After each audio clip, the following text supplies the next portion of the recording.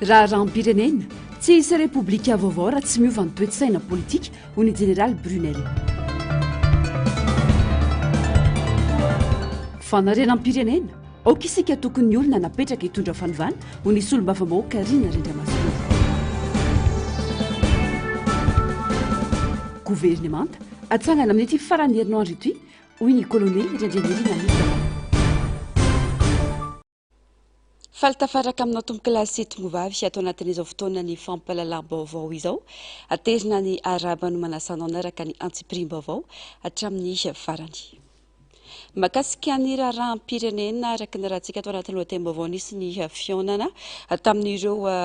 gouvernemanta sy ny SADC teny Avolony maraina teo. Anisan'ireo niona tamin'ny SADC ihany koa ny filoha teo aloha Marc Ravalomanana tamin'ity anio ity hoarantsika ny fanadihadiana mirakitra izay fionana teo amin'ny rotonta izay fa anomboantsika ny fampalalam-baovao amin'izao alina izao ny raharaha mahakasika ny mpandraraha Mamy Ravatomanga tsy amin'ny Nosy Maurice nanaterany Financial Crimes Commission na ny FCC atao amin'ny hôpital misy ny Mamy Ravatomanga ny fampahafantarana ity mpandraraha ity ny fisamborana azy noho ny ayay amin'ireo raharaha famotsimbola sy famondrana vola avy ety Madagasikara makany Maurice. Tsy midika ho didy ny taratasy noho ny mbola fisian'ny fanolorana azy amin'ny fitsarana orin'ireo famotorana. Eo ambany fanaraha-maso ny FCC tanteraka ny fijanoana ity mpandraraha malagasy ao amin'ny hôpital iray ao Maurice ity manomboka izao. Nosamboriny Financial Crimes Commission na ny FCC ao Maurice Mamy Ravatomanga mpandraraha malagasy araka ny vaovao navoakan'ireo gazety mauriciana ny tolakandro teo. Voarara tsy voaka ny Nosy Maurice ny tenany hatramin'ny nahatongavany tao an-toerana. Tonga tany amin'ny toeram-pitsaboana azy ireo mpanao fanadihadiana avy amin'ny FCC nampafantatra n'ity fisamborana azy ity. Eo ambany ny fanaraha-maso ny FCC araka izany Mamy Ravatomanga manomboka izao ary isy mpitandro ny filaminana avy amin'ny FCC anaraha-maso akaiky ny fijanonany ao amin'ilay toeram-pitsaboana. Mbola tsy midika ho didy ny taratasy noho ny mbola fisiny ny fanolorana azy amin'ny fitsarana aorian'ireo famotorana samihafa. Araka ny loharanom-baovao aina ho tafiditra amin'ny famotsimbola goavana ity mpandraraha malagasy ity tamin'ny volana oktobra 2024. Misy fampiasam-bola mampiayay mandodina $50,000 tao amin'ny kontiny. Araka ny fanadihadiana, $100,000 amin'ny vola io no everina fa tokony nalefa tany Dubai, toerana kasain'ny Ravatomanga ale manaraka raha ny fampitam-baovao samihafa. Raha tsy aivina, taoriana nahatongavany Prime-ministra teo aloha Tsay Christian sy ny mpandraraha Mamy Ravatomanga tamin'ny alalan'ny jet privé 5 heures HMR izay nivondrona Sodiaty tao Maurice ny aliny 1 sy 12 oktobra lasa teo no nisokatra ny fanadihadiana mahakasika nahatongavan'io fiaramanidina io sy ny vola izay everina fa mivezivezy avy eto Madagasikara makany Maurice. Mialohan'ity tranga ity dia niatrika famotorana nataon'ny FCC ihany koa ny vadiny Mamy Ravatomanga taoriany ny fisavana ny trano io maraina io tao avaratry Maurice. Araka ny fanazavany mpanao gazetiny Défi Média dia anampy misimisy kokoa amin'ny fanadihadiana momba ny raharaha mampiayay mikasika ny Mamy Ravatomanga ny famotorana natao tamin'ny vadiny. Nilaza moa ny vadiny ity mpandraraha ity fa tsy miditra amin'ny raharahan'ny vadiny nandritra ny fianoana azy teo anatrihan'ny voameran'ny elokabevava arabola na ny FCC. Nandritra ny famotorana azy, nilaza i Mamy Ravatomanga fampikarakara tokantrano ny tenany ary tsy mifandray amin'ny raharahan'ny vadiny. Rehefa avy noadadiana nandritra ny 3 ora teo eo dia navelana everina tany an-trano ny tenany sady nijanona teo ambany ny fahefan'ny voamera. Nogazana nitra izany ihany koa ny findahin'ny vadiny ity mpandraraha ity anaovana fanadihadiana sy fitsirihana. Efa nahato tamin'ny alalan'ny attachement order izay navoaka ny fitsarana tampony no ny fangatan'ny FCC ireo konty any amin'ny banky ny Mamy Ravatomanga sy ireo orinasa maromaro ambany fifehezany. Andrasana ny toy ny raharaha.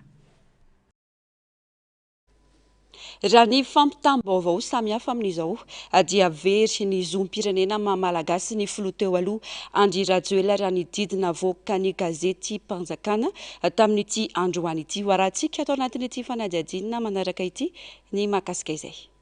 Nivoaka tao amin'ny gazety Mpanjakana Repoblika Malagasy androany 4 oktobra fa tsy malagasy intsony Andry Nirina Rajoelina nesorina tamin'ny filoha teo aloha ny zom-pirenena malagasy azy araka ny navoaka ny gazety Mpanjakana androany nosony avy ny Prime Ministre.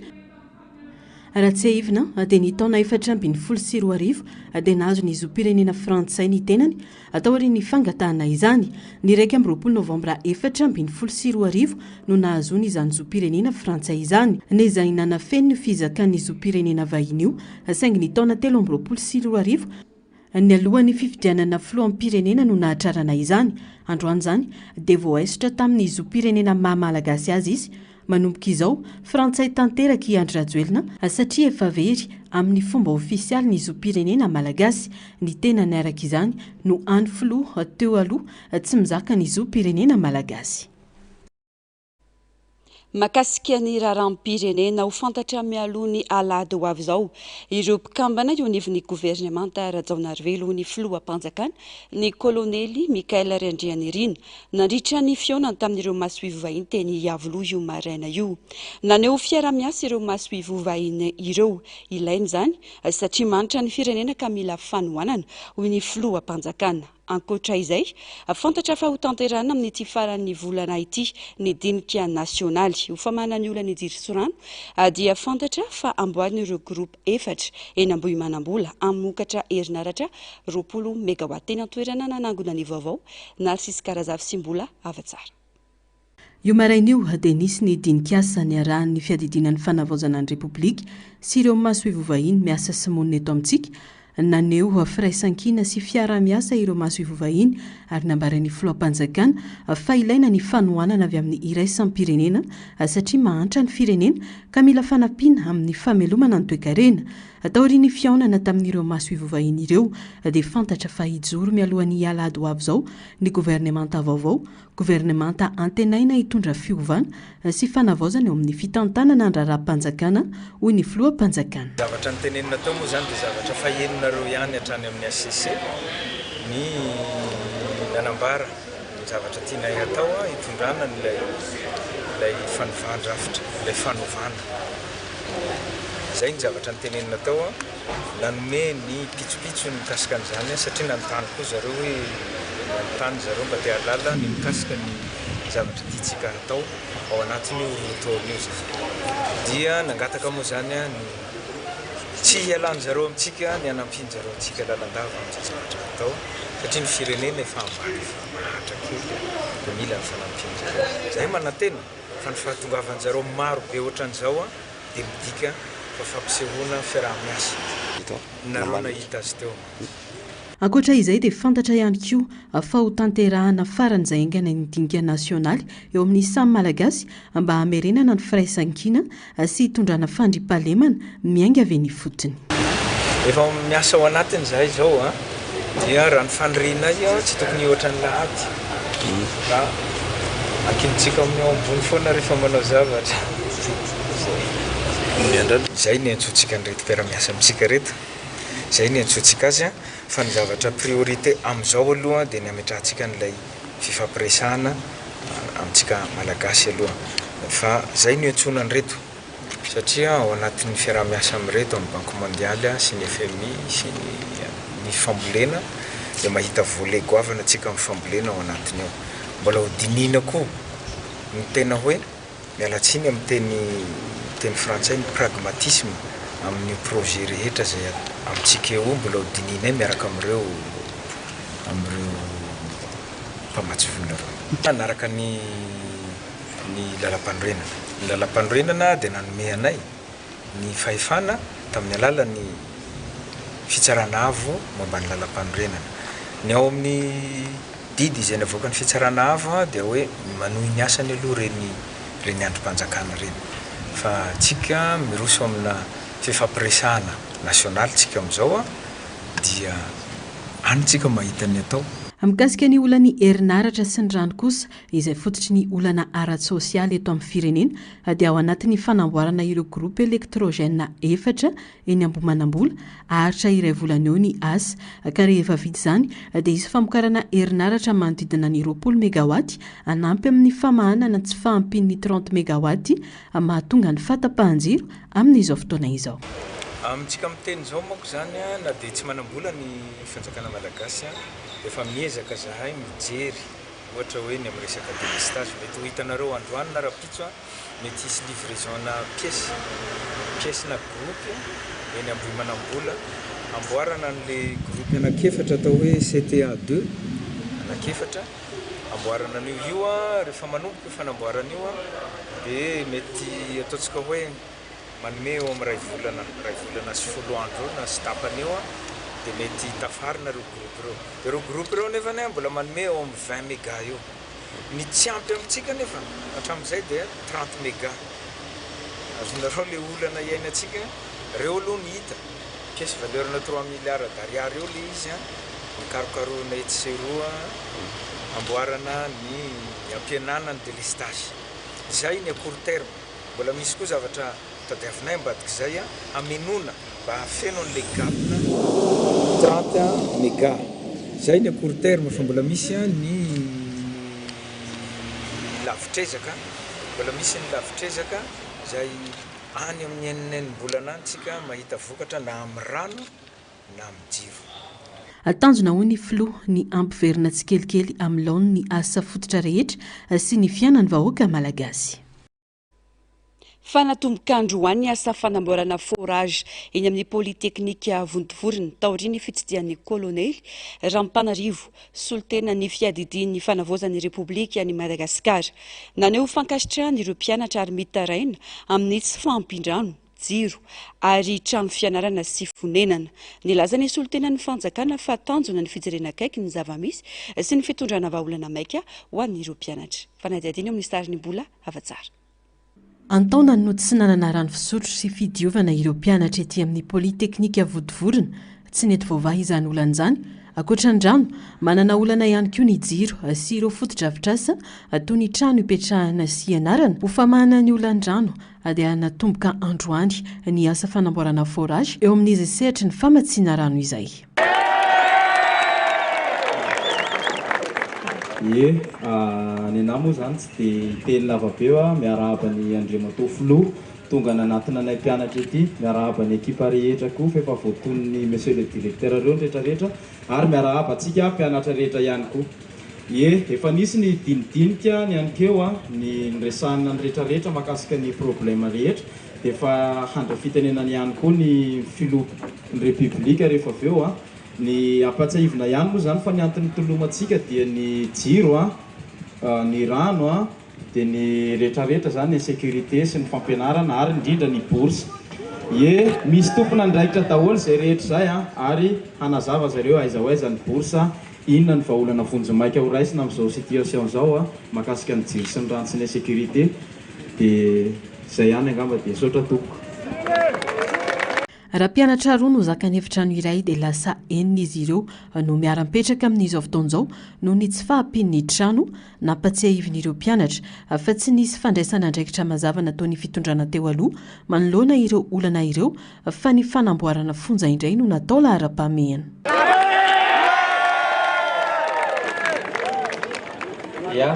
misaotra moa zany name fitenenana araka nefa enitsika takin'ny ankizy teo dia za moa zany justy solitena fotsiny hoe manahoana ny makasika ny bourse 3 mois zay efa tokony dia ny akoatran'ny bourse io koa dia mbola misy problème miresaka réclamation dia manahoana sy manahoana kay makasika an'izay zavatra misaotra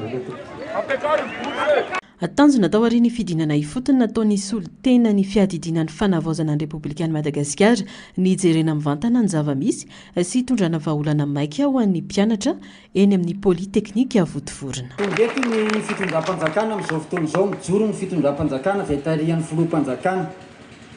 filohan'ny fiadidinan'ny fanavaozana ny kolonely Randrianirina Mikael izay soloko tena eto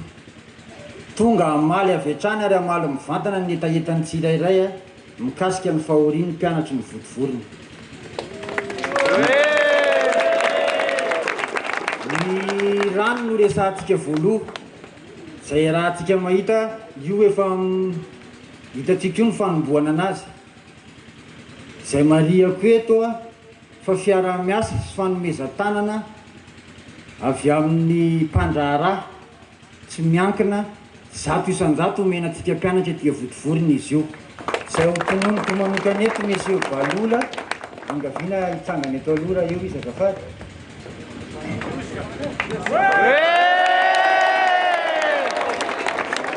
Anisan'ny mpianatra teto izy manana tamberina ndraikitra eto amintsika izy ary vonony izy ankehitriny anao an'io projet io tsy eto votovorona rery fa amin'ny université rehetra manerana ny nosy tehaka mafy be ho anazy ary atao arin'ny teny votovorona dia nanohy ny diany teny akatso ny filoha mpiara-mitantana ny fiadidinan'ny fanavaozana ny repoblika nijery fotony ny olana iainan'ny mpianatra eny an-toerana. Araka ny fanitsidihana tany Ampiandohana dia niona tamin'ireo délégation-ny SADC mandalo eto Madagasikara ny filoha Ravalomanana Marika. Nahitsy ny filoha Ravalomanana manoloana ny fanitsakitsahana ny tondrozotra nosy niavina ny taona 2012. Manana andraikitra ara-moraly sy ara-politika ny SADC izay nanaiky ny joroana ny fitondrana Tserefesy Mandidy ho iatran'ny filoha Ravalomanana. Fanampanazavana. Niona teto Antananarivo maraina teo ny filoha teo aloha Marika Ravalomanana sy ny délégation ny vondry ny fampandrosoana ny faritra atsimon'ny Afrika na ny SADC tarihan'ny Ramatoa Marie Cachal lehibe ny iraka fanombanana. Nampatsiaha tamin'ny solitenan'ny SADC ny filoha Ravalomanana ny hevitra sy ny zava-misy marina izay efa nampitainy ombenombeny tamin'ny fiarahamonina iray sampirenena dia ny fanitsakitsahana ny fifanarahana tamin'ny taona 2012 na ny feuille de route izay efa nivadika ho lalàna. Ny herisetra sy ny fanitsakitsahana amin'ny baribarin'ny zon'olombelona olona 20 maty, naratra, nampijaliana, gadra politika, fampanginana ny mpanao gazety ary ny tsy nahara-dalàna ny firotsahan'ny Andry Rajoelina Hovidiana noho izy nangataka ny zoam-pirenena frantsay tamin'ny didim-panjakana tamin'ny 7 novambra 2012 ka mifanohitra tamin'ny lalam-pandrenana sy ny fehezan-dalàna momba ny zoam-pirenena izany. Nanamafy ny filoha teo aloha fa tompon'andraikitra ara-moraly sy ara-politika ihany koa ny SADC satria nanaiky ny tsinety teo anatrehany fitondrana jadona. Nankasitraka ny faharetan'ny vahoaka malagasy izay nifikitra tamin'ny soatoavin'ny fihavanana, firaisan-kina ary fahamarinana ary ny didy ara-dalàna sy tsy azo ivalozana navoaka ny HCC tamin'ny 14 oktobra 2012 ny filoha Marika Ravalomanana izay namerina ny ara-dalàna sy ny fanjakana tan-dalàna nangatahina tamin'ny SADC ny anaiky izany didy izany sy anohana mavitrika ny tetezamita. Nilaza ihany koa ny tenany fa tsy maintsy mitondra amin'ny fifidianana malalaka sy mangarahara ary amin'ny famerenana ny asan'ny sampandraram-panjakana ao anatin'ny fotoana antonony izany tetezamita izany. Nisaotra sy nankasitraka ireo tanora, syndika, mpampianatra, mpanao gazety ary fiarahamonim-pirenena izay nitarika sy nitondra ity hetsika demokratika ity i Marika Ravalomanana. Matoko ny fahaizan'ny vahoaka malagasy anorina indray ny fanjakana tan-dalàna ary miantso ny SADC iverina amin'ny soatoavina fototra, demokrasia sy fahamendrehana ny tenany, manome antsika fahafahana fandroan'ny tantara, fahafahana ao amin'ny marina sy ny rariny ho iatran'ny filoha Marika Ravalomanana ka amin'ny tindray mitoraka ity ny vahoaka malagasy mirahina sy milamina no manokatra ny lalan'ny fanavaozana.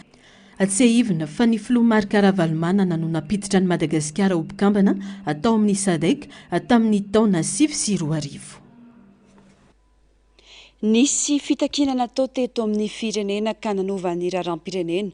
tato anatin'ny fotoana fohy. Tsy tondra fandrosoana ho antsika natratrarina an-tanjony efa napetraka nefa ny fizarazarana arakevitra. Tokony fanapaha-kevitry ny filoham-panjakana ekeny rehetra isika ary anohana azy amin'izay hevitra entiny erisoana amin'ny fanovana. Misy dingana ny fanovana rafitra izay tsy maintsy arahina. Raha tsy izay mantsy dia zava-poana ny tolona natao teto ho ny solombavam-bahoaka Karina ary Andriamasinoro Androany. Germaine Menjanary, Taiziniana.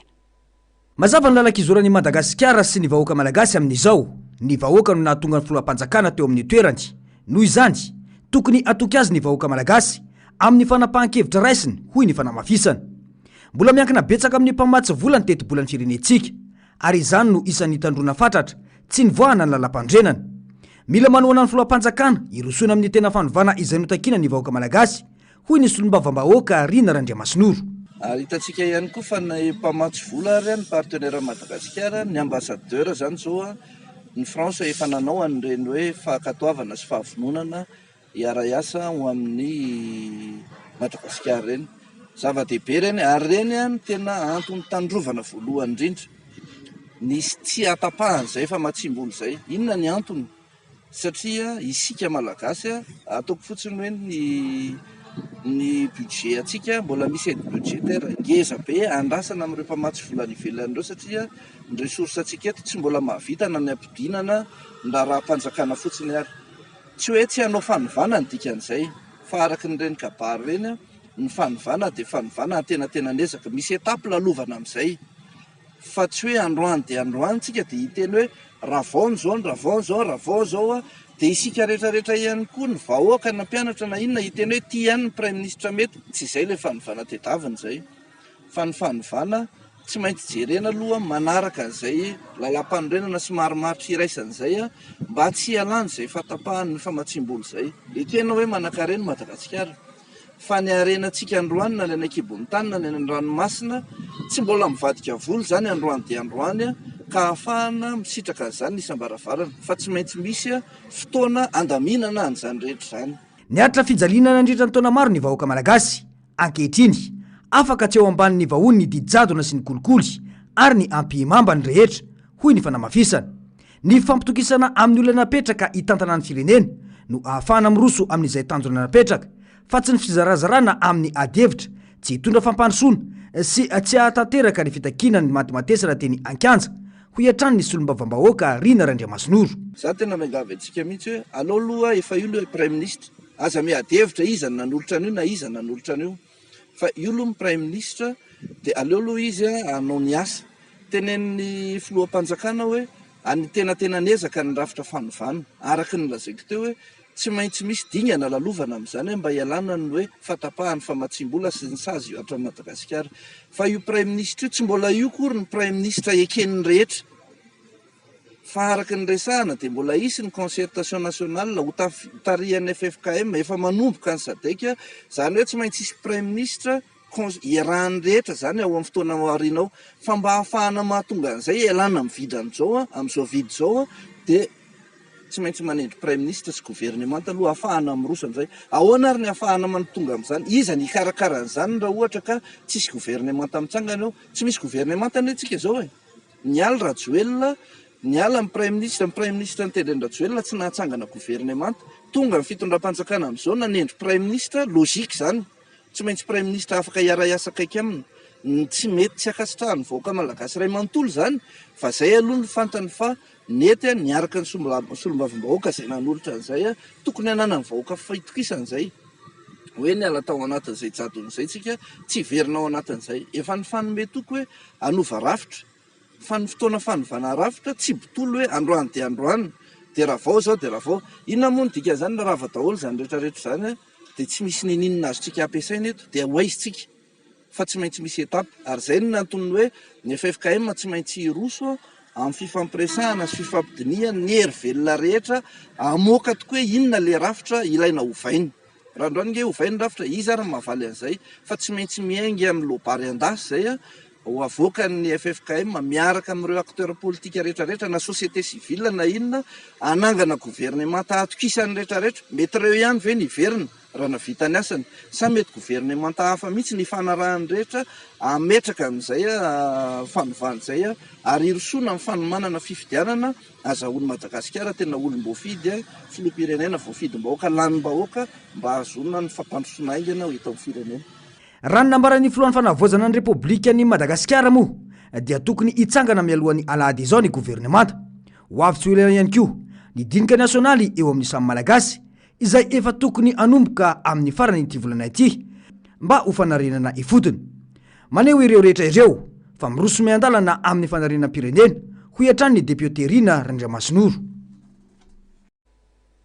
Zatra ny lalandririna ka mbola samy teny sy mitona ho maro anisa ireo solombavambahoaka pomba ny filoha teo aloha na dia fanalohan'ny malagasy azy i Andry Rajoelina hoe ny solombavambahoaka Rina Randriamasinoro androany afany taloha kanaovana mpitolo sy tsy nidalana amin'izay tiana natao amin'ny androm-panjakana hoy hatrany ity député ity raha tena tia tandrazana sy ny vahoaka malagasy dia tsy tokony ho izany ny ady hevitra hipetraka eto amin'ny firenena hoy ny fanamafisany Germaine Mejanary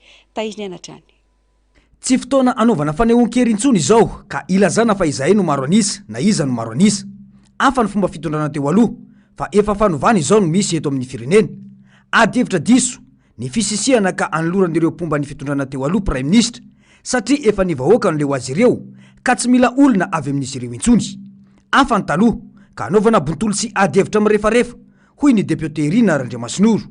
maro ireo solombavambahoaka ny ara-dalana tamin'ny fitondrana teo aloha no tonga saina fa ireo nahazo tombony manokana no mbola miseho azy ho rajoela sy ny firongony hoy hatrany ny fanazavana ady hevitra loatra ao anatin'ny hoe maro anisa ve ny Irmara mbola betsaka ve ny firongony zany Irmara sy ny TGV zany eto Madagasikara tsy sanatria hoe mampitovy amin'ny biby fa fomba fitentsika malagasy mihitsy no manao hoe ny biby tsy misy lohany tsy mandeha aiza moa ny lohany zany Irmara zany ankehitriny mazava ho azy fa rehefa tsy eo tsony ny mpitarika tsy eo ny lohany dia zay mety tavela ataoko hoe extrémiste eo tsy maintsy mbola hitsipaka zay fa ny zava-misy aloha raha eo anivon'ny anteny miram-pirenena dia efa misy ny fahatongavan-tsain'ireo lany tamin'ny anaran'ny Irmara lainga ny fitenenana raha tsy misy zany fa misy zany na mifampiresaka aminay ara efa misy ny fahatongavan-tsain'ireo lany tamin'ny anaran'ny Irmara miteny hoe andaotsika zay mahasoan'ny firenena ny jerena fa tsy resaka adiny la politika ka hoe zay Irmara dia tsy maintsy mizirizira amin'ny maha Irmara anay fa efa manomboka mieno no etaetan'ny vahoaka ary miara-manaiky hoe tsy nety tokoa ny zavatra nisy teo na ny didy jadona sy ny zavatra nampiarina teto amin'ny firenena aradrariny ny fitakiana sy ny tolona zay nataon'ny vahoaka dia alohantsika tsy mijery amin'ny maha Irmara na antoko politika inona ntsony fa mijery an'izay hoe tanjona ilain'ny vahoaka ny fanovana rafitra lalana anankiray ilaina ny anteny miram-pirenena mivalide an'izany ao anatin'izao androm-panjakana izao ny mamolavolan'ny lalàna dia samy resy lahatra ny ao anatin'izay fa ho an'izay mbola miziriziro hoe Irmara maro anisa tsy fanaovana démonstration de force ntsony eo amin'ny anteny miram-pirenena fa iarahana mijery zay fomba ahafahana manampy an'izao fitondrana mijoro zao sy ny vahoaka malagasy mba tena azahoana an'izay fanovana rafitra tsara ho an'ny firenena zay ny zava-dehibe dia ny fivoahan'ny firenentsika sy ny fahafahan'ny vahoaka malagasy tao anatin'ny gejany fampahoriana tamin'ny endrindrehetra manana adidy amin'ny fanatanterahana ny fitakim-bahoaka ny solombavambahoaka noho izany tsy hisy intsony ny fiverenana amin'ny lalana izay efa naloham-bahoaka ho an'ny androm-panjakana mpanao lalàna manodidina izay vaovao izay tsy ho tonga amin'ny repoblika vaovao isika raha mbola mijanona amin'ny kolotsaina politika taloha dia ny fivavahana amin'ny mpitondra ny fanararotana ny fahefana ny kolikoly sy ny fanompoana tombotsoa manokana ho ny solombavambahoaka teo aloha no sady manamboninaitra eo anivon'ny polisy pirenena Razafy Androfa Jean Brunel izay nivoaka tamin'ny fanginana mila fototra vaovao fototry ny famarinana andraikitra ary fitiava-tanindrazana vao afaka mametraka fanjakana tena manompo vahoaka hoy ny fanamafisana eo amin'ny sariny Taizinaina efa ela no nahatsapa fa betsaka ireo tsy fanarandarana ny tranga teto amin'ny firenena hoy ny député Nikongo teo aloha Brunel Razafy Androfa firenena no resaka ka niezaka ny teny sy nanitsy hatrany ny tenany saingy nolazaina fa mpanohitra vokany nipetraka tamin'ny toerana nametrahana azy ity solombavambahoaka teo aloha ka nanaovana antsonjay maro lafy nangina tanteraka ny tenany taoriny ny fifidianana ho solombavambahoaka farany teo noho ny fahitany ny loza amin'ny fomba fanao politika amin'ny olona tsy mitovy fijery tamin'ny fitondrana teo aloha rariny ary itsiny raha tena nitako fanovana ny vahoaka hoy Brunel Razafy Androfa tsy ny mpanohitra intsony na i député Brunel no niteny taty aorina fa ny vahoaka malagasy hoy ny fanazavany raha tsika malala fa ny filoham-pirenena teo aloha angeny nanao fampelezan-kevitra laza fa hoe asa fidinareo izy fa ity kandidako ity fidina ary ataovy cadeau d'anniversaire-ko no fahalan'iny ity faharoa manarakaraka an'izany zany Kongo zany tsy mbola nitsahany tongony mihitsy nefa dia tonga tany izy nanao propagande ho an'ny adversaire-ko ho an'ny mpifaninana tamiko ary mbola nanome hélicoptère ho an'ny mpifaninana tamiko nitetezana commune satria fantatritsika fa tsy misy lalana ilay districtny Kongo rehefa nandeha ilay fifidianana dia tao anatin'ny commune 17 sivy tamin'ireo tsy liste électorale nampiasaina fa lista fandraisan'ny olona vatsy nankohonana ka rehefa hitako hoe lay rafim-panjakana ray manontolo na le système rehetrarehetra no mitambesatra amiko sy miady amiko dia veriko fa fahendrena ary fiarovatena ho ahy no mangina aloha afaka ny fatoran'ny malagasy miroso amin'ny fanovana isika izao ary ilaina ny fanomezan'ny tanana ho an'ny rehetra mba ahafana manatanteraka izany fanovana tena ilain'ny vahoaka izay hoy ny fanamafisana tonga ty avoloha tokoa satria natsona maly na azo antso ataribia ny tenako hoe atsony ianao Andriamatoa Jean Brunel Arzafy Androfa anatina ty amin'ny lapam-panjakana dia tonga mazava ho azy moa zany fa maneho ny fahavononako ary ny tena antondiako dia anolotra programa satria tamin'ny filatsako filoham-pirenena teo dia nametraka tarigetra aho hoe ny malagasy aloha ary ty firenena ty azo entina makany amin'ny puissance azo entina makany amin'ny firenena matanjaka eto anivon'izao tontolo izao manoloana ny adihevitra maro lafy mitranga momba ny prime ministre sy ny politika eto amin'ny firenena dia nanamafy hatrany ity solombavambahoaka teo aloha ity fa rarina raha mailo ny malagasy satria mafy no niainana teo aloha teo izay dia veriko fa tsy mahagaga raha ohatra ka hoe mitandrina be le malagasy ary ambony be ny fitakiny amin'izao vanim-potoana zao dia zao okitsika tsy ady an-trano fa ny fahavalontsika tompoko dia piasa fotsiny ihany ny ato anatiny fa ny avy any ivelany ny tena fahavalontsika zay mbola hitahiry an'izay vahohony eto amin'ity tanindrazana miombona antsika izay miditra amin'ny dingana manatantara i Madagasikara eo ampanaovana antsoavo amin'ny fanovana rafitra sy lalana fototra ny fitondrana izay lazaina fa tanjona anavoazana tanteraka ny Repoblika Malagasy ny tena fanahamby lehibe dia ny fanovana ara-tsaina miandrandra fanovana ireo rafi-pitantanana sy rafi-pitondrana eto amin'ny tany Repoblika ny Madagasikara ny vahoaka hoy ny fanambarany mpiandraikitra foibe FJKM atao anatin'ny afatra nataon'izy ireo momba ny raharaham-pirenena miantso ny mpitondra fanjakana izy ireo tsy hanome vahana na movaravarana ho an'ny olombitsy titena sy mpangorokarena nampahery ny vahoaka malagasy mba hiotraka tsy ravoravo-tanana fa hijoro sy hitraka ary hiasa sy andray andraikitra manandrifiny tsirara ihany koa ny manao antsoavo amin'ny mpitondra mba tsy hanome vahana na movaravarana ho an'ny olombitsy titena sy mpangorokarena ny mpiandraikitra foibe FJKM tao anatin'ny afatra momba ny fiainam-pirenena natao omaly 20 oktobra 2022 nampahery ny mpitondra iroso amin'ny fikatsana ny fomba mahomby sy aingana anafoanana ny tsy famarinana sy ny kolikoly ary ny gaboraraka izay mahazo vahana eto amin'ny firenena izy ireo hoy ny fanazavana mampahery sy mitona ny mpitondra ihany koa ny birao mpiandraikitra foibe ny FJKM anatanteraka ny andraikitra amin'ny fahitsiana sy ny fahamarinana ary ny fitiavana mba hitondra fiainana sy fiadanana ho an'ny vahoaka mampahery ny rehetra hikatsaka sy hitady ny vahaolana aingana amin'ireo tena marary ny vahoaka malagasy indrindra fa ny lafiny sosialy sy ny fandriampahalemana miandrandra fanovana amin'ireo rafi-pitantanana sy rafi-pitondrana eto amin'ny tanin'ny Repoblika ny Madagasikara ny vahoaka mba nanana ho avy azo antoka ho an'ny taranaka miantso ny mpitondra fanjakana izy ireo tsy hanome vahana na movaravarana ho an'ny olombitsy titena sy mpangorokarena nampahery ny vahoaka malagasy mba hiotra ka tsy ravoravo-tanana fa hijoro sy hitraka ary hiasa sy andray andraikitra manandrify ny tsirara ihany koa ny foibe FJKM na dia eo aza ny fahasahiranana sy ny fahantrana mitaonana rehetra mba ho tony sy hanana fahendrena hatrany ny mpiandraikitra foibe eo anivon'ny fiangonana Jesosy Kristy eto Madagasikara ka manaitra ny fiangonana sy ny rehetra hifananatra sy ampitsahatra ny teny maloto sy tsy mendrika ary ny teny tsy montona sady feno fifandraritana izay hita fa miamahazo vahana ankehitriny mifanohitra amin'ny soatoavana malagasy sy ny soratra masina ny teny tsy mendrika feno fifandraritana ka tsy tokony atao ho hiatran'ny fanazavana pejiny toekarena kosa indray miantso fanovana lalina miainga eny fotony ho fametrahana rafitra mazava sy mahomby ny cercle de réflexion des économistes de Madagascar na ny CREM izay milaza fa pirofo ny fitantanana tsy mangarara sy tsy mahomby ny olana eo anivon'ny Jirama ka mila fanitsiana fititsiana sy fanatsarana ny fitantanana arabola sosikevitra ihany koa ny fametrahana vondrona roa eo anivon'ny ministera anarina ny volam-panjakana sy hanamafy ny famokarana ary ny fanomezana lanja ny sosialim-bahoaka Narcisse Karazafy mbola avatsara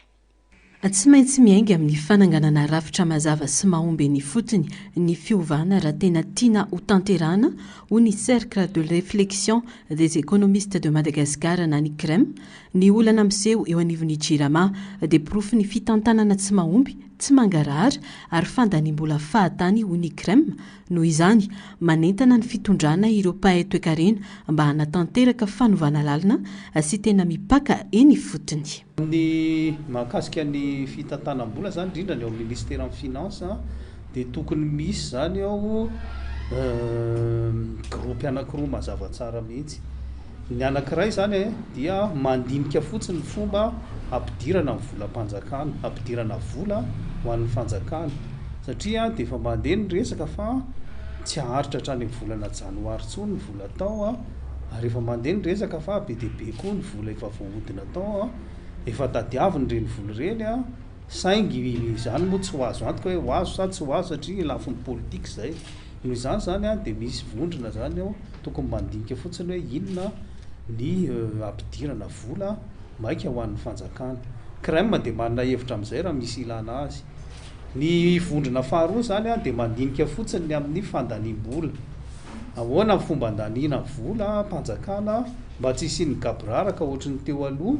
dia efa hitantsika rehefa fitakian'ny olona rehetra reny hoe fa maninona tokoa moa misy mpiasa mpanjakana sasany any amin'ny institution sasany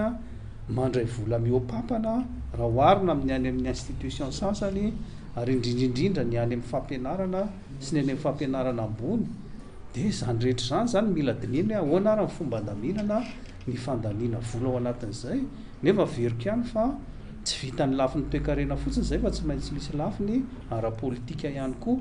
ka noho izany zany manomboka eto ny CREM dia tsy maintsy sady miditra amin'ny lafin'ny toe-karena teknika no miditra amin'ny lafiny ara-politika. Ny fitantanana madio sy mangarahara izay anomevahana ny fampivoarana ny tsena ara-bola eto amin'ny firenena sy ny fanavaozana ara-drafitra ahafahan'ny rehetra mandray anjara no fanalahidin'ny fandrosoana ho hiatran'ny fanazavana. Manana andraikitra lehibe ny fitondrana amin'ny fanarenana ny toe-karena ao anatin'ny roa taona manaraka ka sosikevitra napetraka izy ireo ny fametrahana vondrona roa eo anivon'ny ministera, ny iray mamerina ny volam-panjakana tsikelikely ary ny iray kosa miandraikitra ny famokarana sy fampidiram-bola vaovao. Dia ny toekory manamaivana ny fomba fijery amina zavatra hafa fa ny économiste natao hitondra firenena misy ny économiste ary afaka mametraka an'ilay proposition satria matoa zany ny économiste napetraka eo amin'ny lohan'ny exécutif azo eritseretina zany ny politique économique rehetra zay hitondrana ao anatina roa taona dia tokony mifototra miainga avy amin'izay atao hoe besoin zay dia araka ny teniny teo dia tsy maintsy aloha ny zavatra ataony voalohany dia mametraka an'izay zavatra koalana koa zay ahoana ny fomba hijerevantsika ny fandaniam-bola atsika dia ahoana ny fomba ahafahantsika nefany mitady lalam-bola ahafahantsika mampodina le machine administratif sy ahafahantsika mamaly ireo hetaheta izay ho an'ny dahobe teny amikala zay. Ankoatra izay nilaza ny CREM fa tsy tokony ampiasaina intsony ny lalàna mifeny teti-bolam-panjakana LFI teo aloha satria efa anatin'ny fanovàn-drafitra isika amin'izao fotoana ka noho izany mila omena lanja sy atao lahara-pahamehana ny sosialim-bahoaka izay natao tsinotsinona teo aloha. Ny toetra raha ny ainantsika tao anatin'ilay famolavolana ny teti-bola teo aloha raha jerena dia nifototra tamin'ny vina izay fa continuité an'ny fitondram-panjakana teo aloha ka voafaritra mazava ao anatin'izay zany izay besoin zay. Ankehitriny tsika efa ao anatin'ilay atao hoe contexte hafa mihitsy zany. Ny dikan'izay tsy maintsy misy ny ataontsika hoe karazana sosikevitra entina andiniana lalina n'izay proposition ana teti-bola zay mba hamaly an'ilay zava-misy iainantsika amin'izao sy indrindraindrindra mba hijery manokana an'ireo filan'ny vahoaka malagasy. Raha antsika mahita moa fa amin'ny ny teti-bola izay tokony proposentsika dia misy ireo fangatahana maro, misy ireo priorité nareo lahara-pahamehana maro izay miandra ny vahoaka malagasy amin'izao fotoana izao. Ireny tokony hompanana bebe kokoa satria ao anatin'ilay fananganana firenena vaovaotsika fananganana fotokevitra vaovao entina hitondrana ny firenena tokony anaraka an'izay io tetibola izay arosy io ary rahantsika mahita fa ao anatin'izay tokony isy fomba fiasa vaovao eo amin'ny fomba famolavolana ny tetibola ary tokony hanomboka izao izay ny crème dia mametraka fa ny famolavolana ny tetibola io dia tokony izotra makany amin'ny atao hoe fijerevana fienonany feon'ny vahoaka malagasy no mafisy ny crème fa efa manify ny tahirim-bola mpanjakana ka ilaina ny fandiniana manokana ny fomba fandaniana vola sy ny fitsitsiana mba hisoroana ny vokadratsiny. Mitombo ny fianjanana ao amin'ny orinasa Jirama taorian'ny fanombohan'ny fitokonana nataon'ireo mpiasa eny Ambohijatovo. Araka ny fanazavana ireo sandika dia mitaky ny fanafoanana ny stata vaovao izy ireo ankoatra izay dia mitaky ihany koa ny anesorany tale jeneraly sy ny lefiny ka averina amin'ny mpiasa malagasy ny fitantanana. Tsy mbola tonga amin'ny fanapahana jery sorano ny etsika fitakiana treto raha ny fanazavana. Germaine Mejanary Taizniana.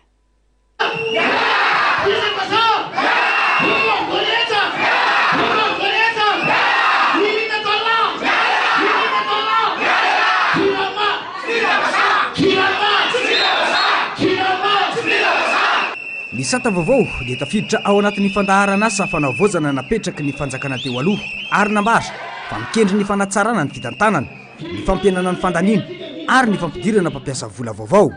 Tsy katry ireo mpiasa nefa fa mampididozy izany satria manokatra lalana amin'ny fanalana ny mpiasa sy manova endrika ny fanarahana ara-dalàna teo aloha. Ny tena zava-doza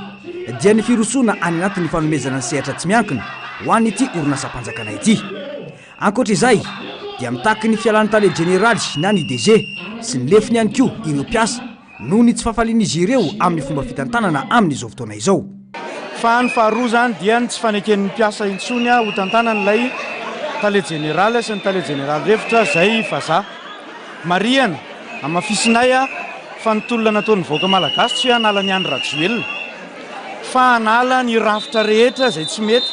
ka ao anatin'izany zany ny tsindry apetraky ny banque mondiale amin'io hoe tsy maintsy io tale jeneraly vazaha io ny eo ka tsy eken'ny mpiasan'ny Jirama zany fa aleo tantana ny vahoaka malagasy aleo raisin'ny fanjakana malagasy ary raisin'ny mpiasan'ny Jirama ny fitantanana ny orinasa Jirama. 17 volana izy niteo matoa niongana ny fitondrana dia tompona ndraiky sisy tamin'ny fitsoahan'ny filoham-pirenena nampiadiny samy malagasy nitafika amin'ny fampitifitra niongana ny fitondrana tompona ndraiky tamin'izany ny tale jeneraly Ronoes. Ny mpiasa rehetra manerana any Madagasikara no miroso amin'ny fitokonana raha ny fanazavana fa tsy neto Antananarivo irery ihany. Mila famahana aingana ity olana sy fitakiana ity mba tsy hitarany zany raha ny fanazavana atrandy. Na eo aza ny fitokonana dia misy ny service minimum amin'ny fampandehanana ny jiro sy ny rano raha ny fanamafisana atrandy. Amin'ny ankapobeny efa mikatona tanteraka fa fotsiny ny fampandehanana ny jiro sy rano no zahay zany tsy manapaka. Zahay manana ny fomba hanarenana ny orinasa ary manome tokony voaka fa vitanay io fa ny olantsika rehefa mbola malemy ny mpitondra ka mbola hanaraka ny banque mondiale ka izy mbola hanendreo dia zay tsy hijanona fa tsy maintsy zany manaraka zany mifanaraka ny Jirama sy ny mpitondra fanjakana amin'ny olona ho apetraka sy ny fomba hanarenantsika ny orinasa Jirama. Tao anatin'ny taona vitsy dia nitombo ny olana ara-bola sy ara-teknika ao amin'ny Jirama fa tapahan-jiro matetika tsy fampindrano tosa lehibe amin'ireo mpamatsy herinaratra ary fa tiantoka tsy mitsahany tombo. Manampitrotraka amin'izany ny olana amin'ny fitantanana anatiny sy ny tsy fisian'ny mangarahary raha ny fanazavana atrandy andrasana arak'izany ny toy ny raharaha.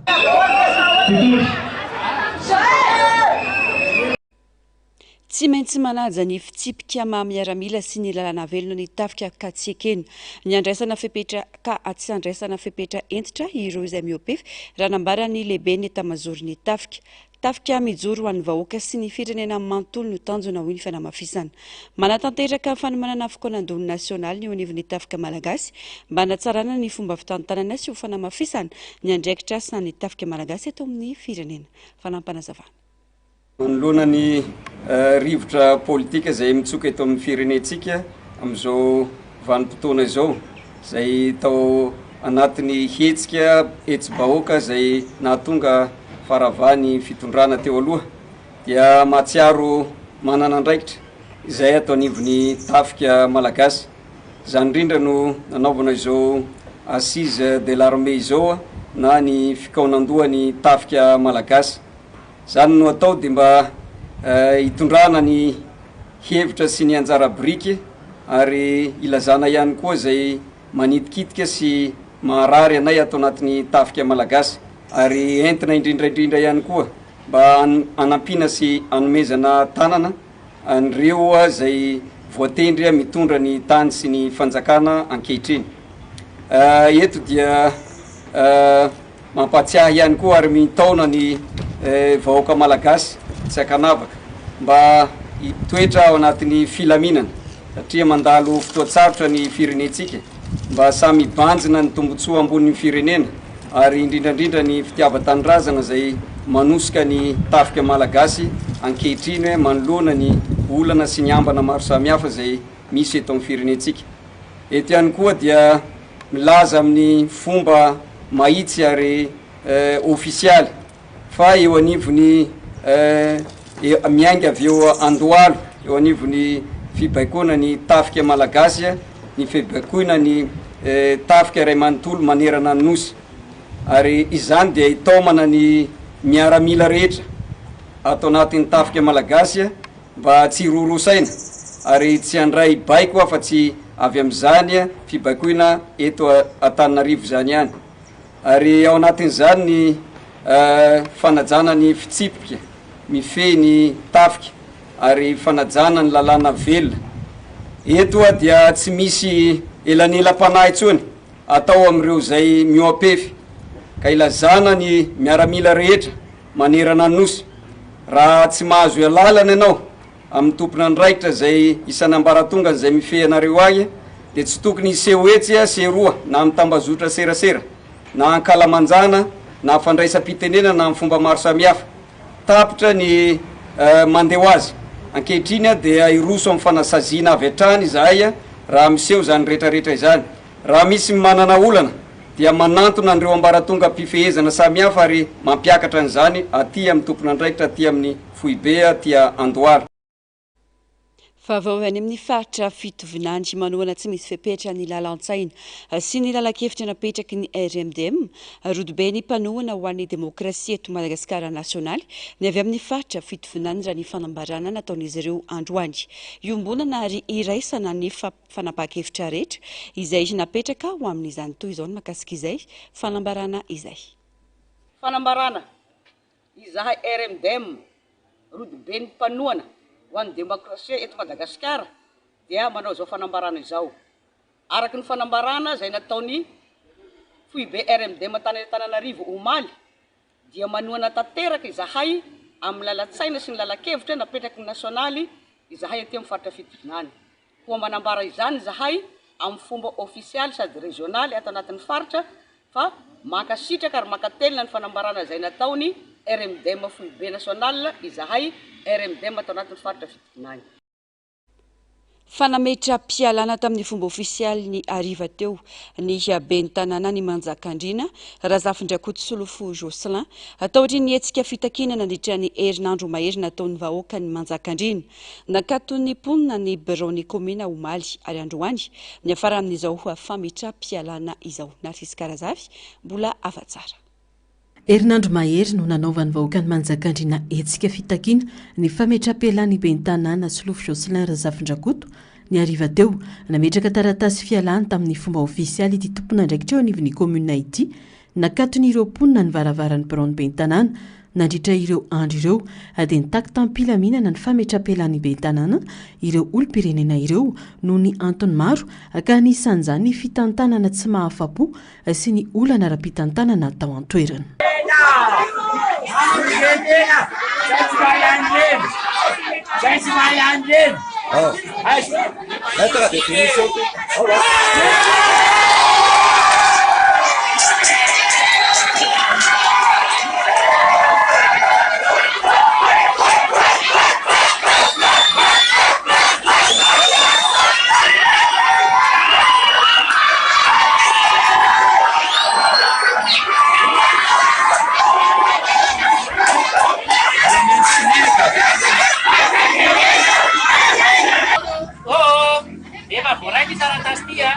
mbola hosiamo moa ty zany efa raha be araky pesahany teo mbola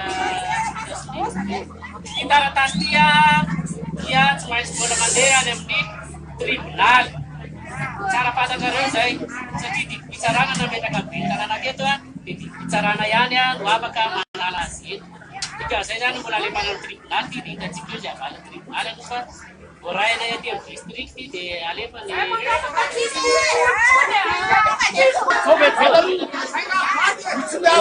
zareo ny taratasy iny alefa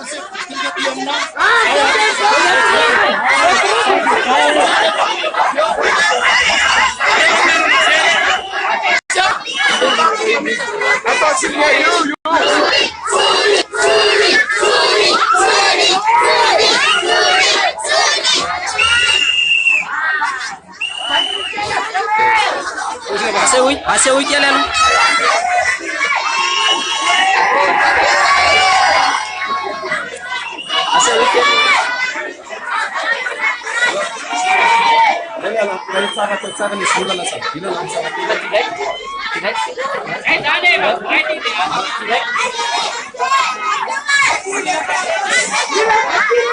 atao anatin'ny valo volana no ny tantanana ny tanàna ny manjakandriana nambaran'ity be ny tanàna nametra mpialana ity fa vola tany am-posiny no ny ala nanaovana ny fotodrafitra sa rehetra atao anatin'izay fotoana izay atao orin'ny fifampiresahana tamin'ny fianakaviana sy ny olona akaiky azy no nandraisany ity fanapahan-kevitra ity ho iatrany nambarany atao orin'ny fametra-pialana androany misy moa ny hetsika fitakina nataon'ireo olona magataka amin'ny fialana be ny tanàna manjakandriana atao anatin'ny valo volana no nitondrana ny tanàna teto manjakandriana maro ireo asa natao ampiavana ary nefa nalefako Facebook reny hoe zavatra rehetra natao tao anatin'izay valo volana izay na ny fotodrafitrasa sy ny asa rehetra tsy nisy ariako niala tao anatin'ny tapombola ny commune fa vola avy aty am-posiny be ny tanàna mba hampandrosotra ny commune tsy manana budget ahafana manao fotodrafitrasa sy ny rehetra ny be ny tanàna tsy ampipetra fotsiny a hoe valo volana dia hanao fampandehanan-draharaha fotsiny vita reny ny vita nisy fangatahany vahoaka tsy fantatra aloha hoe vahoaka izy na vahoaka nahoany fa zay fangatahany a misy le mera ihany koa rehefa nandinika lalina rehefa namaka fatatsara rehefa mifampiresaka tamin'ny ray aman-dreny sy ny fianakaviana vady aman-janaka dia nanapa-kevitra androany fa ametra-pialana tsy ho be ny tanàna ny manjakandriana intsony satria zay mivita zay no tratra tsy afaka anao mihoatra ny tsy tratra isika ary tsy fahefana tsy voninahitra ny rotsahana be ny tanàna ary tsy amiko asa sy adidy sy andraikitra izany araka ny vaovao voaray avy any an-toerana dia isy mpisolo toerana vonjimaiky andray ny fitantanana ny commune mandra-pisy ny fanendrena na ny fifidianana vaovao araka ny lalàna amin'ny feny commune eto amin'ny tany sy ny firenena lafombavao hafa kosa indray ao anatin'ny fivoriana ara-potoana ataon'ny antenimieram-pirenena amin'izao fotoana izao ka nampiakapeo ireo be ny tanàna ary mitaky fanitsin-dalàna manoloana ny olana lehibe ateraky ny famondriana ny IFPB sy ny IFT ho eo ambany fahefan'ny fanjakana Foibe amin'ny alalan'ny Foibe ketra voalaza fa manotoina ny fahaleovantena ny commune amin'ny fitantanana ny volam-bahoaka izany fanovana izany ataovy ny décentralisation ary atsaro ny centralisation izay tondra faisana teo aloha hoy ny fanazavana Germaine Mejanary tahiriny any no mitatitra ny antsiprimbavao ny IFPB na ny etratrano sy ny IFT na ny etratany dia isan'ny loharanimbola manandanja indrindra ho an'ny commune io no fototra iankinan'ny tetibola sy ny asa maro amin'ny sehatra fototra toy ny fanadiovana ny fanamboaran-dalana jiro rano ary fanampina ara-tsosialy ankehitrina nefa no ny fanapahan-kevitra ampidirana ireo etra ireo eo ambanin'ny fitantanan'ny fanjakana Foibe dia miena be ny vola miditra mivantana amin'ny commune maro amin'ireo be ny tanàna no manambara fa tsy afa manefa akory ny filan'ny tanàna raha tsy misy ny fanitsiana ara-dalàna manoloana izany dia mitaky ny anitsiana ny lalàna feny ny fizaram-pahefana arabola ireo be ny tanàna ambany anisan'ny fiovana voalohany indrindra tokony ho atao ny famerenana ny loharanimbola zay tokony ho an'ny commune madiodio ety anivon'ny commune ka noho izany dia mitodika aminareo solomam-bahoaka misy olo-tena n'ireo be ny tanàna rehetra maro anisa zay mangetaeta ny amin'ny tokony jerevana ao anatin'ny loi de finance amin'izao fotoan'izao zay ivorianareo ny mahakasika ny tokony amerenana ny IFT na ny impôt foncier sur le terrain sy ny FPB impôt foncier sur les propriétés bâties ety anivony commune ny fiatraikany de tsotra rehefa alainay ety amin'ny commune io vola io de afaka mandeha angakaingana kokoa ny fampandrosoana ety anivony commune satria inona moa ny ilana n'io vola io ane arahangonina de tamberina ndraikitra no atao amin'izy io ka tsy andry ny vola avy any amin'ny trésor izahay vo afaka andeha anoro ampola ohatra raha ohatra brûlé ny jiro ety anivony commune na anamboatra ny lalana maro samihafa ihany ko zay mila fanamboarana sy ny sisa rehetra ka fotoanan'izao manomboka ny fanovana de atomboy amin'ny famerenana ny asiny commune tompo ny commune dia manana andraikitra mivantana amin'ny fanangonana sy fampiasana ny etra ka rehefa esorina amin'izany fahefanay izany dia mivadika ho mpangataka amin'ny fanjakana fohibe fotsiny izy fa tsy tena mpanatanteraka arabola intsony ho hiatrany ity bentananay ity raha tiana ny tena fanatanterana décentralisation dia ilaina ny famerenana amin'ny lôny ny fahefana amin'ny fanangonana sy fampiasana ny IFPB sy ny IFT ho an'ny commune raha tsy izany ho ity bentananay ity dia hitoetra ho teny faneva politika fotsiny ny fampandrosoana ifotony raha ny vola sy ny fanapahan-kevitra mbola mivangongo any an-tampony no mipetraka eto mahakasika ny fampianarana ampiakapeo manoloana ny tsy mbola famalina ny fitakiany mpampianatra ka mampitsahatra ny fampianarana saika manerana ny nosy ireo mpampianatra Panabe ao Ambatondrazaka manome roa amby fitopolo ora ireo solombavamboaka roa voafito tao an-toerana izy ireo hitady vahaolana ho amin'izany fanampanazavana efa mandro maromaro zao no nampitsahatra tanteraka ny asan'ireo mpampianatra Panabe ao Ambatondrazaka ho fiombonana amin'ny fitakiany mpampianatra manerana ny nosy manoloana ny olana setran'izy ireo efa nitaonany maro zao tsy mbola nahita mangirana izy ireo amin'ny amana ny olana ka nanome roa amby fitopolo ora ireo solombavamboaka roa voafidy tao an-toerana hitady vahaolana ho amin'izany nilazana natanteraka dingana mafimafy kokoa ireo mpampianatra Panabe raha dilo fepitona nomeny io antso ho an'ireo député roa eto Ambatondrazaka manome roa amby fitopolo ora ireo solombavambahoaka roa eto Ambatondrazaka izay mpampianatra Panabe mba amahana ny olana mahakasika ny fitakiana iombon'ny Panabe rehetra alohan'ny irosona amin'ny dingana manaraka izay mafimafy kokoa satria efa te hiasa izahay te hianatra mafy ny mpianatra ary efa mikaikaiky ny ray aman-dreny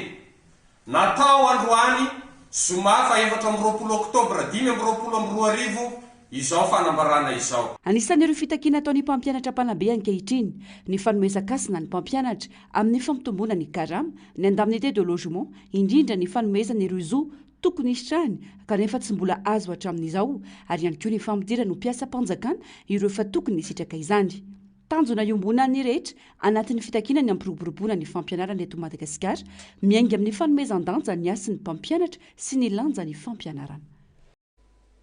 mahakasika ny tontolo ny asa kosa indray zava-dehibe ho an'ny mpiasa afrikana ny loha hevitra momba ny fandriampahalemana amin'ny taona iteo ny fisemare maro ireo olana atrehan'ireo mpiasa toy ny tsy fanajana ny zony sy ny tsy fisiany fifampiainona eo amin'ny mpiasa sy ny mpampiasa no marina androany andreo isam-pirenena ho an'ny fandriampahalemana ka ananoan'izany fisemare Narcisse Karazafy mbola avatsara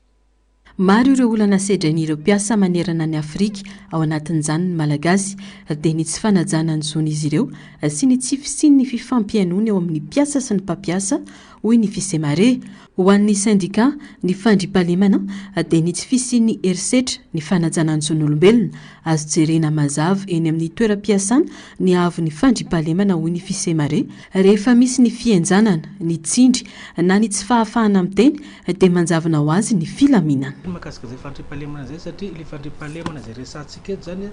tsy le fandriampahalemana amin'ny ankapobeny ihany hoe vakitrahano von'olona fa fandriampahalemana zany afaka tarafina koa manomboka amin'ny toeram-piasana dia raha izay jerentsika tena tsy mandry fahalemana mpiasa malagasy voalohany aloha zany na fomba fampitondrana eo anivon'ny toeram-piasana dia efa zavatra anankiray zany tsy isiany fandriampahalemana eny amin'ny toeram-piasana faharoa mahakasika ny karama zany hoe zany ny karama ihany koa zany dia anisany tsy mampandry fahalemana ny tontolony asa eto Madagasikara zany hoe tsy voajery zany zay dia ny fahatelo farany zany raha zarentsika telo izy dia ny lafiny tsy fanajana ny lalàna amin'ny feny asa na fitsipika mahakasika ny tontolo ny asa zay hita eny amin'ny toeram-piasana. Ame ohatra zao ny code de travail zao a zarentsika telo. Voalohany aloha zany a dia ny fanarana arakasa, zany hoe zany le contrat de travail. Dia ny faharoa dia ny fahafahana manangana syndicat. Dia ny fahatelo a dia resaka fitantana ny administration zany. Raha ireo jerentsika zany eny anivon'ny toeram-piasana zany tena mbola voatsakatsakana zany a, zany hoe fananganana syndicat zany eny anivon'ny toeram-piasana, zany hoe antony anankiray mety havoroko an'le mpiasa, tsy andro fahalemana nefa ny orinasa anankiray raha toaka mbola misy zavatra zany. Nanamarika ny andro iraisan'ny pirenena ho an'ny fandriampahalemana ny fisemare manohana tanteraka ny antso nataon'ny confédération syndicale internationale na ny CSI ity syndicat ity ho fanamafisana ny fandriampahalemana maneran-tany. Lafomba vao hafa tanteraka kosa indray sy tafatsangana amin'izao fotoana izao ny vovona ny mpitankasina mijoro izay vondrona n'ireo mpandala ny fomban-drazana sy ny mpitondra asina avy amin'ny faritra samihafa eto Madagasikara. Anatanteraka etsika lehibe ho famerana kasina ny firenena izy ireo mandritra ity volana Novambra ho avy ity raha ny fanazavana ka isan'izany famerana kasina ny rovan'ny Manjakamiadana ny 9 Novambra ho avy izao. Germaine Menjanary Taizniana. Fahapotena sy fahantrana no vokatra ireo rafitra vahiny nampiarana teto amin'ny firenena tonga ny fotoana iverenana amin'ny fototra nentim-paharazana sy ny hasina maha-malagasy hoy ny fanazavan'ny vovonana nandritra ny fivoriam-be fanomanana no tanterahina androany teny Antsahavola. Manome fotoana ny vahoaka malagasy ny vovonana amin'ny fanarenan-kasina ny firenena ka saina atao amin'ireo daty roa lehibe ireo: tanjona ny famerenana ny fifanajana, ny fanahy maha-olona ary ny fahatsapa-antena maha-firenena malagasy izay everin'izy ireo fa efa niaina sy nanjavona noho ny fanarana ny rafitra sy ny fomba vahiny. Ny digadigana sy noseny mahasima malagasy malagasy profo zany io mahamasina zay novana bariana zany zao veriasina tahaka zany koa dia ialakotsy ny kely fa raha ohatra ka tonga ny tambavao vahiny dia akalazaina fanatsika malagasy araina roa nefa malagasy tokana ihany. Dia ny fahatelo dia zarazarainy zavatra maro dia maro malagasy dia veriasina tahaka ny hoe raha tonga ny fotoana ka miara-patsika mihinana akoho ny vody akoho any ray aman-dreny ny feny any zanaka ny elany amin'ny tanora ary ny vozony ao amin'ireo mahafolosy be loha-indrindra. Zany zao a dia misy zanaka ny andray aman-dreny mihinana vody akoho fa mitovontsika dia samy dia lahy ho anany vodiny efa zany zao dia veriasina tsika ka veriasina satria tsy najaina ny fanimbanibana rehefa malagasy dia ratsy, tsy malagasy ny ratsy fa itsika tsy metraka atsika ho tsara fa natsika tsara dia tsara fa naratsiny avy amin'ny velany afahamanjanaka atsika fanoloana. Anisan'ny tanjona lehibe amin'ity hetsika ity ihany koa ny fanarenana ara-panasy ara-kolotsaina mba ampitsangana indray ny firenena mifototra amin'ny fanajana sy otoavina ny enti-paharazana. Mampanahirana amin'ilay izy raha ny tokony izy amin'ny maharova vakoka azy aloha dia tokony hipetraka tsara hoe sanatry resaka zany hoe tsy tokony misy WC eo anaty ohatra zay,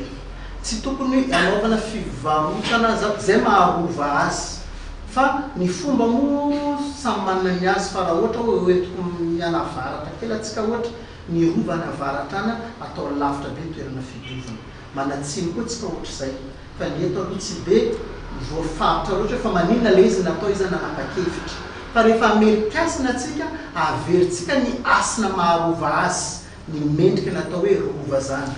Dia rovany Antananarivo, rova Manjakamiadana fa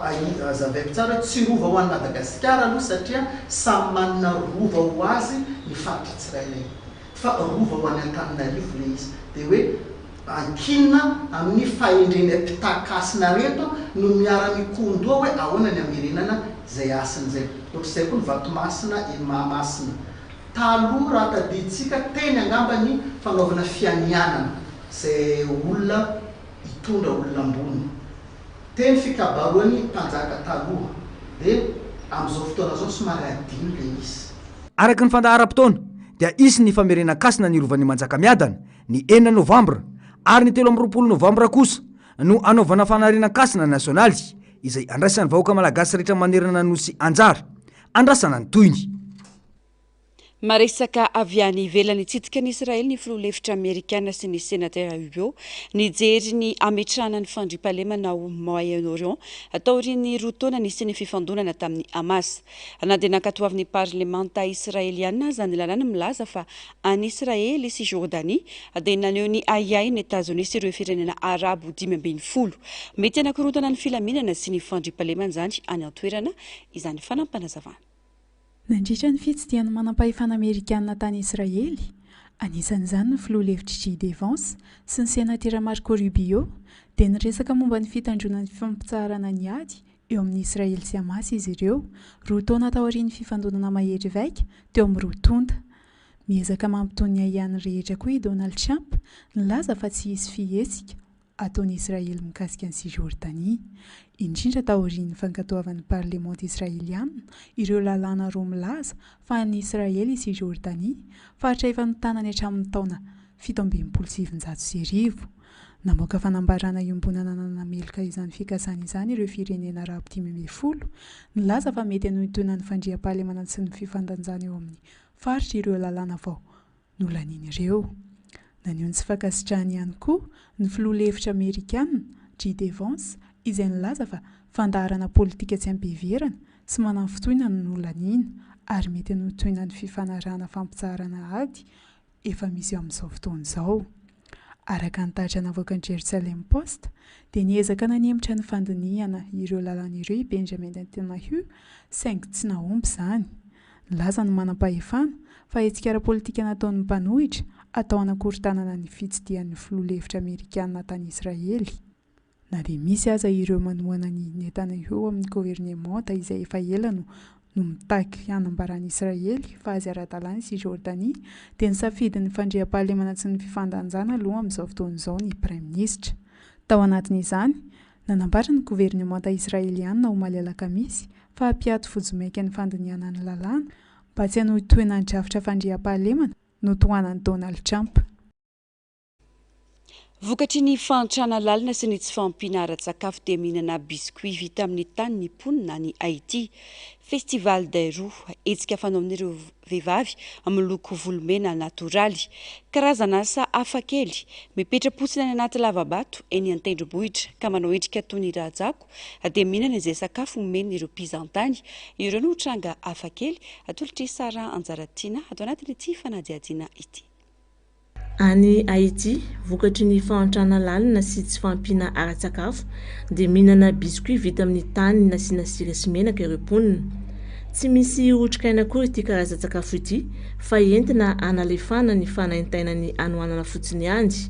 Firenena ao amin'ny faritry Karahiba atsinanany Amerika avoany ny Haïti.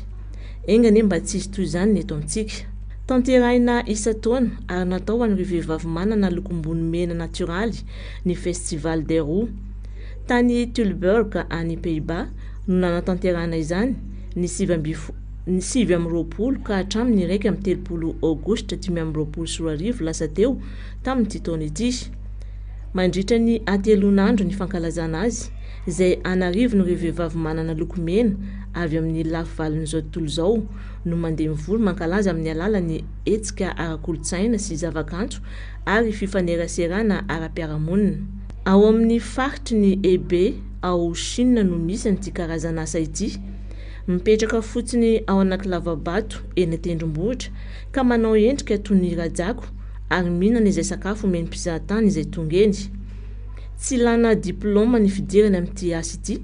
fa mila tia sy mandray ny toetra ny rajako ary mahay mifandray amin'olona. Ny ora fiasan'ireo mpiasa dia amin'ny 9 ora ka hatramin'ny 12 ora maraina ka mitohy indray amin'ny 2 ora tolakandro ka hatramin'ny 1 ora hariva.